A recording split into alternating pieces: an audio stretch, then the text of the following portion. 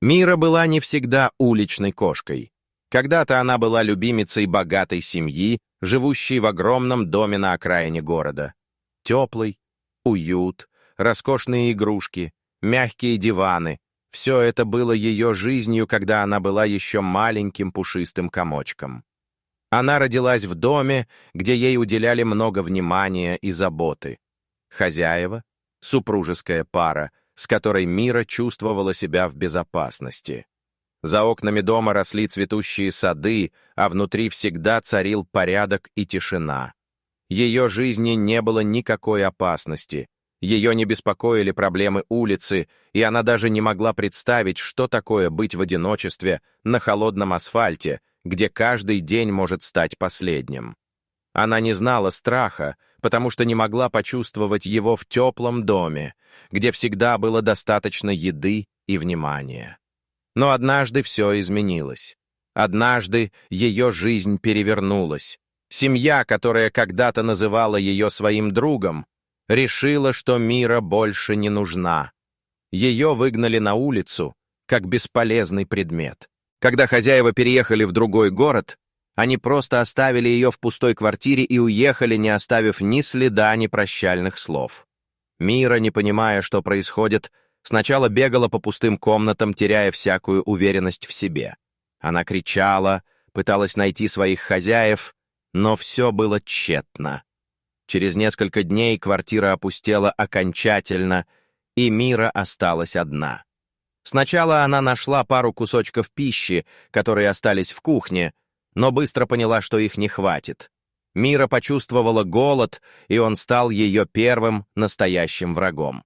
Тогда она впервые испытала на себе ужас одиночества и безысходности. Однако с каждым днем Мира становилась все сильнее. Она училась искать еду в мусорных контейнерах, прятаться от людей и машин, избегать опасностей. Ее жизнь на улице была жестокой, но она выживала. Вскоре она поняла, что нужно что-то делать, чтобы защитить себя. Вскоре она научилась избегать людей и машин, не обращать внимания на шум и боль, когда падала или царапала ноги о колеса автомобилей. Но все это было ничего по сравнению с тем, что ожидало ее впереди. Мира была достаточно умной кошкой, чтобы понять, что однажды ей будет нужно заботиться о себе, как она заботилась о себе раньше. Ее инстинкты начали просыпаться. Это было не просто выживание. Это было отчаянное стремление защитить себя.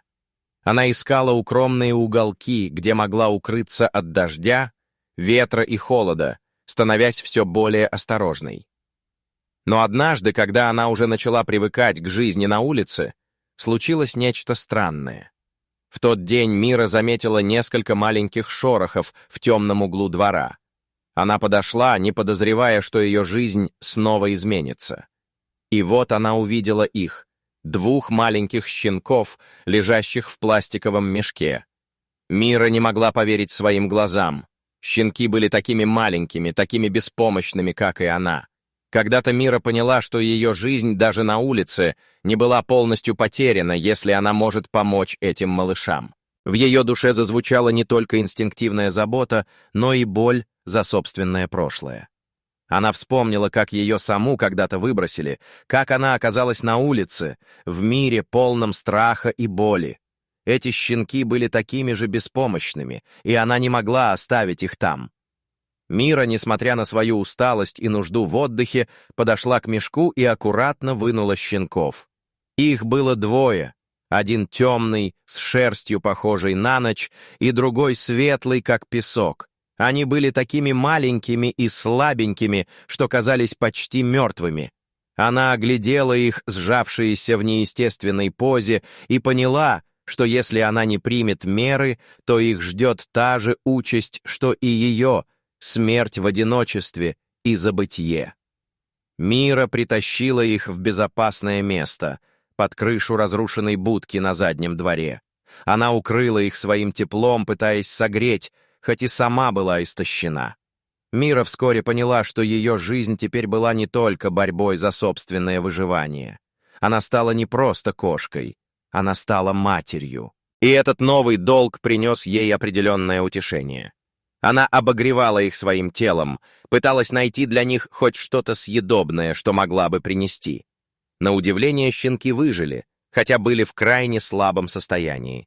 Мира не сдавалась. Каждый день она следила за ними, заботилась о них, как когда-то заботились о ней, но теперь у нее не было семьи и не было других людей, кроме этих маленьких существ, которых она приняла за своих. Прошло время, и щенки подросли. Мира научила их основам выживания на улице, как прятаться от машин, как искать еду в мусорных контейнерах, как избегать собак, что не стоит доверять каждому прохожему, который пытается их погладить. Но среди всего этого она заметила, как крепко привязалась к этим маленьким существам.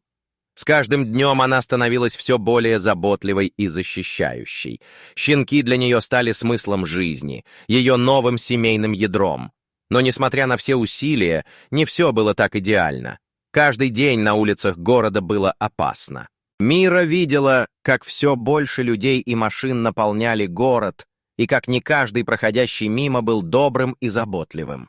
Мира понимала, что в их мире никогда не будет безопасности, но она не могла сдаться, она не могла оставить своих маленьких щенков.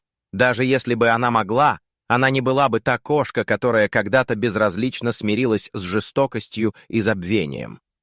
Но в один из туманных ранних дней, когда холодный ветер свистел по пустым улицам, случилось то, чего Мира боялась больше всего.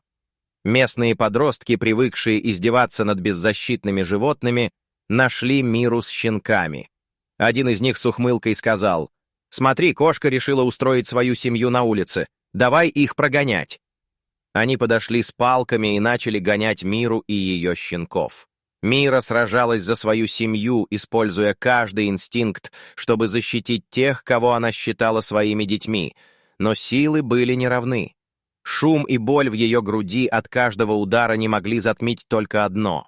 Она должна была защитить их, несмотря на все. Щенки побежали, и Мира с ними. Но подростки не отставали, пока не исчезли в переулке. Через несколько минут Мира остановилась, тяжело дыша, и оглядела своих щенков. Они дрожали, но были живы. Она встала на лапки, почувствовав, что даже в ее теле есть сила, чтобы двигаться дальше. Мира знала одно — она должна была бороться. Она не могла сдаться. Не сейчас. Не после того, как нашла смысл в заботе о других. Мира стояла в переулке, сердце ее билось быстро и громко, но она не могла позволить себе паниковать. Щенки, дрожа от страха и усталости, прижались к ее бокам, и она слабо погладила каждого, утешая их. Она почувствовала, как их маленькие сердца бьются в унисон с ее, и это дало ей силы двигаться дальше. Мира была матерью не только для своих котят, но и для этих маленьких существ, которые не знали, что такое доброта и любовь. Когда она почувствовала, что подростки не преследуют их больше, Мира повела щенков к ближайшему старому складу, где она обычно искала еду. Это было безопасное место, спрятанное от глаз людей, и, по счастью, оно находилось недалеко от того места, где они были. Пройдя через маленькие щели в деревянных досках, Мира привела щенков внутрь. Это было темно, но хоть здесь и не было тепла, было безопасно. Мира устроилась на полу среди старых коробок, обнимая щенков своим телом. Она не могла дать им слишком много еды, но была уверена, что сможет найти что-то в ближайшее время. Ее глаза сверкали, хотя ее тело было истощено, а лапки уже не могли держать ее на должном уровне. Ей было сложно выстоять, но она не собиралась сдаваться. Эти щенки — ее единственная семья, и она должна была им помочь. Щенки, несмотря на страх и боль, начали успокаиваться. Их маленькие тела уже начинали заполняться еле заметной силой. Мира прижала их ближе к себе, согревая, и засыпала, думая о том, как жизнь изменилась с того момента, как ее выбросили из дома. Она не хотела думать о том, что было раньше, но ее воспоминания о тепле и уюте из богатого дома были живыми и реальными, как никогда. Она знала, что это было давно, и что ее жизнь уже никогда не будет прежней. Но она также знала, что у нее теперь есть эта маленькая семья, и она готова была сделать все, чтобы защитить их. На следующий день Мира снова отправилась в город в поисках еды. Она прошла несколько километров, скользя вдоль улиц и избегая людей. Все ее внимание было направлено на поиски пищи, чтобы накормить щенков, и на ее внутреннюю борьбу с усталостью. Она знала, что ей нужно спешить, ведь щенки не могли долго оставаться без еды. Но чем больше она искала, тем больше ей приходилось сталкиваться с тем, что город был не таким добрым, как она надеялась. Мира чувствовала себя опустошенной. Она заходила в магазины, где ее просто прогоняли, не давая ничего. Иногда ей удавалось выклянчить несколько обрывков пищи у добрых людей, но в большинстве случаев она встречала жестокость. Она вспомнила, как легко было жить при человеческой заботе и внимании, но теперь ей было трудно даже поверить, что когда-то она была любимым питомцем. Тем временем щенки стали еще более зависимыми от ее заботы. Мира заметила, что они стали немного слабее, их глаза были полны тревоги и страха, а их тела все еще не развивались должным образом. Щенки требовали не только пищи, но и любви, тепла, заботы. Мира старалась найти для них все, что могла, но она чувствовала, как ей не хватает сил. Несмотря на ее стремление защищать и заботиться о них, ее собственные силы были на исходе. Однажды, когда она вернулась в укрытие после поисков еды, она увидела, что щенки выглядят еще слабее. Один из них, тот самый светлый, с шерстью, как песок, перестал двигаться. Мира подошла к нему, потерла его мордочку, но не почувствовала жизни. Щенок был мертв. От горя ее сердце сжалось, и она с трудом сдержала слезы. Она не могла понять, почему это произошло, и чувствовала, что не успела защитить его. Она сжала его в лапах, пытаясь согреть, но было уже поздно. Темный щенок, оставшийся единственным, с кулежом позвал ее к себе, испугавшись. Мира смотрела на него с горечью и болью в глазах. Она чувствовала, как тяжело стало жить, но не могла оставить его одного. В ее душе было невыносимо много боли, но она была решительно настроена не допустить, чтобы этот маленький щенок оказался один в мире, полном жестокости и одиночества. Мира снова обняла его, пытаясь согреть своим телом. Это был ее последний шанс — заботиться о нем, дать ему надежду на выживание. Но, несмотря на всю свою решимость, Мира знала, что ее силы почти иссякли. Она больше не могла идти так долго, не могла искать еду, не могла защищать щенка от мира. Но она знала одно — пока у нее есть хоть немного сил, она не оставит его. Прошли дни, и каждый день Мира становилась слабее, а щенок все больше зависел от нее. Она не могла найти достаточно пищи для него, и ее тело начало ослабевать. Время от времени она ощущала слабость в лапках и головокружение, но продолжала идти, несмотря на боль. Каждый раз, когда она чувствовала, что силы оставляют ее, ее глаза вновь встречались с глазами щенка, и это давало ей силы. Это была ее маленькая жизнь, ее маленькое спасение. Но однажды, после особенно долгого дня поиска еды, Мира вернулась в свое укрытие и не смогла подняться. Лапки больше не слушались ее, и она упала на землю, задыхаясь. Щенок, который до сих пор надеялся на ее защиту, теперь тоже стоял рядом с ней, пытаясь найти способ помочь. Но Мира знала, что ее время пришло. Она смотрела на щенка, чувствуя в душе огромную боль за то, что не смогла защитить его до конца. Но в ее сердце было также и немного покоя. Она сделала все, что могла. Она подарила ему немного тепла и заботы, а главное — любовь, которая была для нее новой, важной и настоящей. В последние мгновения она почувствовала, как его маленькие лапки прижались к ее бокам, как он пытается защитить ее, и она знала, что этот щенок не останется один. Мира закрыла глаза. В ее ушах звучали звуки мира, но она не могла больше бороться. Все, что она сделала, было достаточно. Мира спасла его, и это было важнее всего. Она оставила за собой ту любовь, которую так долго искала, ту любовь, которую сама не могла бы получить от своих хозяев. Она подарила эту любовь своему щенку, И это стало ее последним подарком. Прошли недели. Щенок, оставшийся один в темном складе, все еще переживал утрату своей матери. Он был маленьким и беспомощным, но не одиноким. На этом свете была еще одна душа, которая беспокойно блуждала, словно не находя своего пути. Это была кошка, теперь полная потерянных воспоминаний и боли. Мира ушла, но ее любовь не исчезла. Щенок, еще не понимая, что с ним происходит, стал медленно привыкать к одиночеству. Он теперь не был совсем один. Он имел свое укрытие, имел тень матери, которая оставалась в его памяти как осколок воспоминания. Иногда, среди темных коробок в холодной ночи, он слышал ее теплый голос, как шепот в ушах. Но мир, в котором он жил, был жестоким. Он был маленьким и уязвимым, и жизнь за стенами склада оставалась неизведанной и опасной. На следующее утро, когда солнечные лучи пробивались через трещины в стенах, щенок, теперь уже чуть сильнее, решил выйти. Ему хотелось найти что-то, что могло бы напомнить ему о матери. Где-то в глубине его маленькой души тлела надежда, что она еще жива, что он еще может ее найти. Но в этот момент он заметил что-то иное. Среди заросших трав и мусора стояла кошка. Не та кошка, его мать. Нет. Но кошка, чьи глаза казались полными переживаний и потерь. Она смотрела на него так, как будто знала, что он переживает. Кошка с прищуренными глазами наблюдала за ним, и ее тело было худым, истощенным, но она стояла на своих ногах с удивительной решимостью. Щенок отступил назад, настороженно наблюдая за ее движениями. «Ты один?» — спросила кошка. Ее голос был теплым, но с оттенком тревоги. Щенок вгляделся в ее лицо. Увидел, как она сгорбилась от усталости, как ее шерсть была грязной и спутанной. Щенок не знал, что ответить.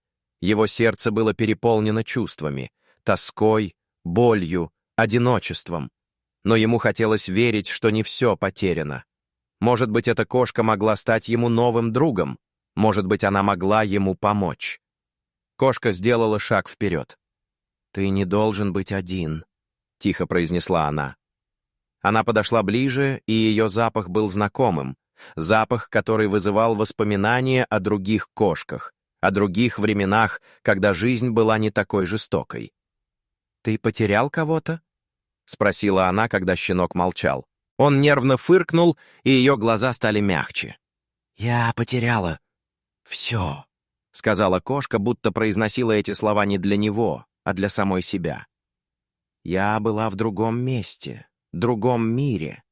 Но мир, он меня выбросил.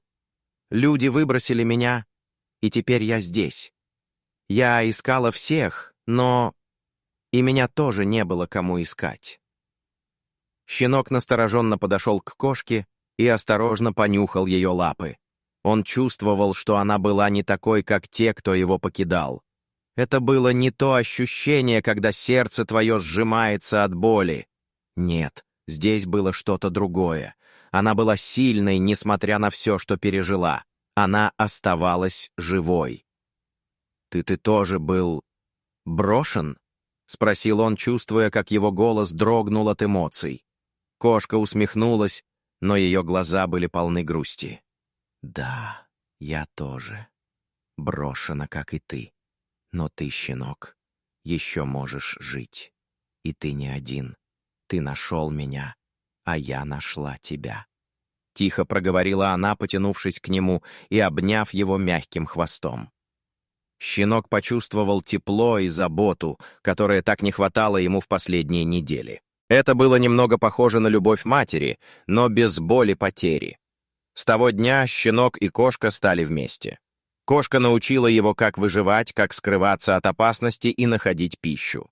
В этом огромном мире он научился быть более осторожным, меньше полагаться на других, но он также стал доверять ей, верить в нее. Они вместе исследовали улицы и пустые дворы, подбираясь к мусорным контейнерам и скрытым закоулкам.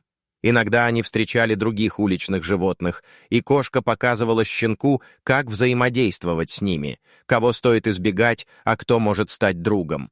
Но, несмотря на все, щенок всегда помнил свою мать. Он все еще мечтал найти ее, даже зная, что это невозможно. Он пытался верить, что она вернется, что она где-то рядом. И, несмотря на новые переживания, он чувствовал, что эта кошка могла бы стать для него новой семьей, новой матерью. Прошло еще несколько месяцев, и щенок стал заметно сильнее. Он вырос, стал смелым и уверенным. Кошка также почувствовала, что теперь она не просто выживает, но живет. Несмотря на ее внутреннюю боль и одиночество, она теперь чувствовала, что ее жизнь обрела новый смысл — заботиться о щенке. Но мир был все таким же беспощадным. Они продолжали бороться за выживание, сталкиваясь с голодом, болезнями и опасностями. Щенок уже знал, что мир не был добрым, но он также знал, что у него была эта кошка, и вместе они могли преодолеть все. Кошка научила его выживать, научила любить и защищать. И это стало для него важнее всего. Они стали настоящей семьей, но щенок, стоя на пороге своей взрослой жизни, все же чувствовал, как его сердце тоскует по матери, по той, которая его привела в этот мир. И каждый раз, когда он смотрел в глаза кошки, он знал, что она будет рядом с ним. Что бы ни случилось, она не оставит его одного. Она сама пережила потерю и боль, и теперь они были друг для друга семьей. Эта история, полная боли и надежды, показывала, что даже среди тени, одиночества и утрат можно найти любовь и поддержку. Как бы ни были жестокие обстоятельства, в мире все равно есть место для тех, кто готов заботиться друг о друге. Прошли еще несколько месяцев, и жизнь, казалось, начинала налаживаться. Щенок стал молодым псом, с крепкими лапами и острым чутьем. Он уже не был тем беспомощным комочком, который трясущимися лапами пытался выжить среди мусора. Но, несмотря на свою силу, в его сердце по-прежнему оставалась печаль. Он был благодарен кошке за все, что она сделала для него, но в глубине души он все еще мечтал найти свою мать. Кошка, с каждым днем становившаяся все более мудрой и уверенной, понимала его тоску, но не могла забыть свою собственную боль.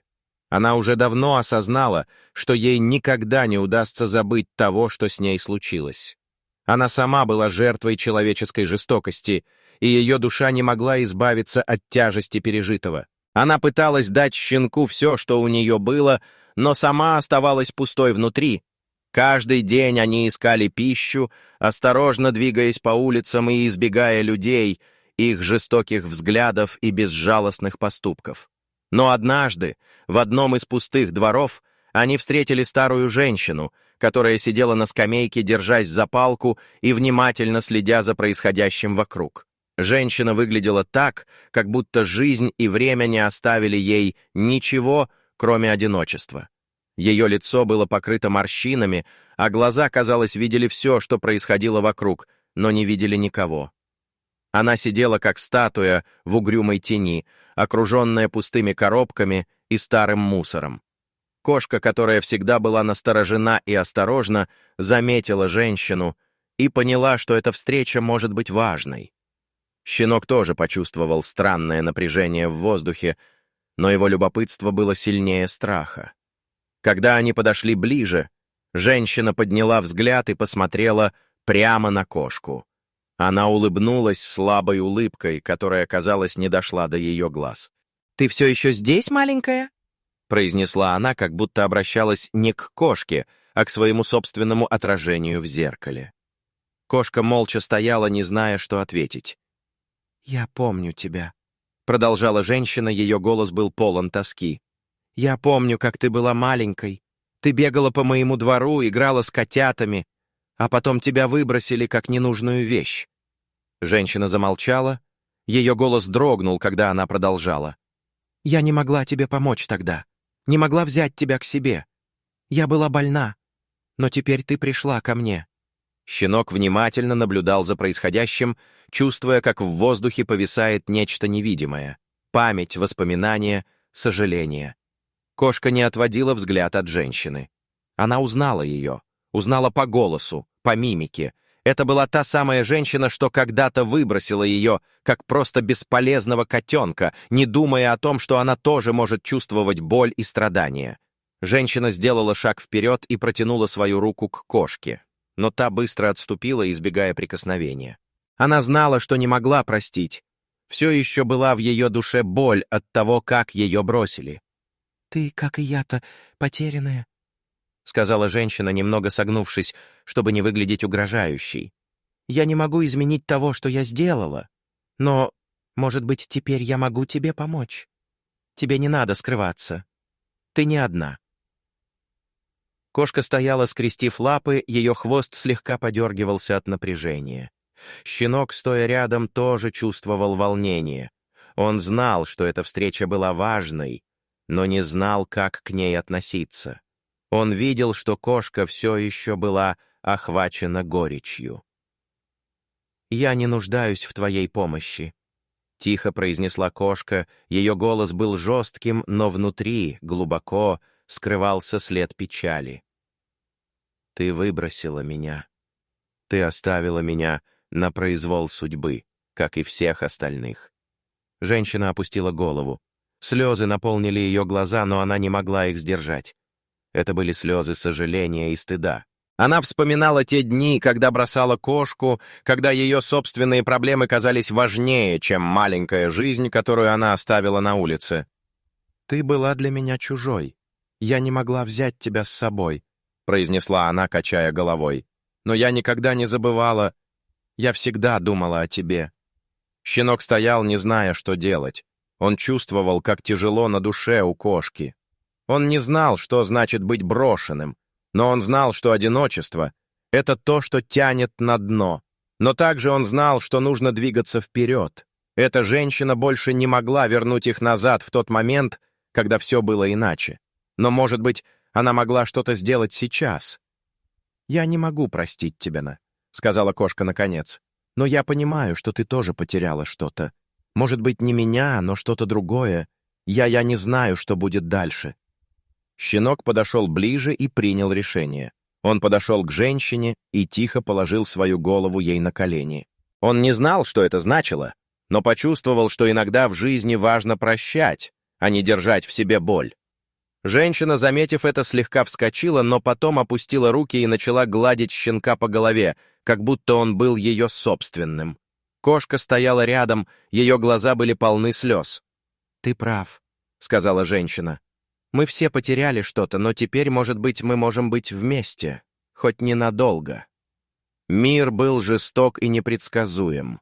Но в этой тени потерянности, в момент, когда все казалось уходящим в темноту, они нашли друг друга.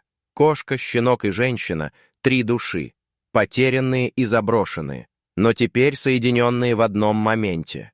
Каждый из них не мог изменить свое прошлое, но каждый мог шагнуть в будущее хотя бы на мгновение и найти друг друга.